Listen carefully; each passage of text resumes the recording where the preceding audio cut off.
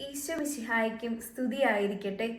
Christmas ഒരുക്കങ്ങൾ നമ്മെ ക്ഷണിക്കുന്നത് കാരുണ്യ പ്രവർത്തികളിലൂടെ ജീവിക്കാനാണ്. അതായത് നാം മറ്റുള്ളവർക്ക് ഒരു സമ്മാനമായി മാറുക എന്നതാണ്.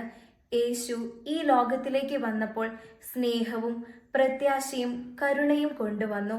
അത് ലളിതവും വളരെ അർത്ഥവത്തായ രീതിയിൽ പങ്കിടുക എന്നുള്ളത് നമ്മുടെ ഊഴമാണ്.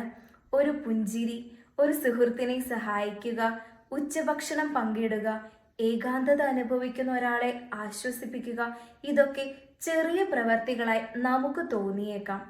പക്ഷേ ദൈവത്തിൻ്റെ ദൃഷ്ടിയിൽ അവ വളരെ വിലപ്പെട്ടതാണ്. ദയ ഒരു തീപ്പൊരി പോലെയാണ്.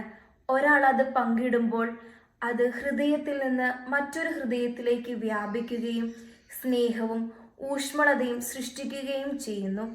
തിരിച്ചൊന്നും പ്രതീക്ഷിക്കാതെ നാം നന്മ ചെയ്യുമ്പോൾ നാം യേശുവിനെ പോലെ കുറച്ചുകൂടി മാറുന്നു. ക്രിസ്മസിലേക്കുള്ള നമ്മുടെ യാത്ര തുടരുമ്പോൾ ദയ ഒരു ദിവസത്തെ വെല്ലുവിളിയായി കാണാതെ അതൊരു ശീലമാക്കാം.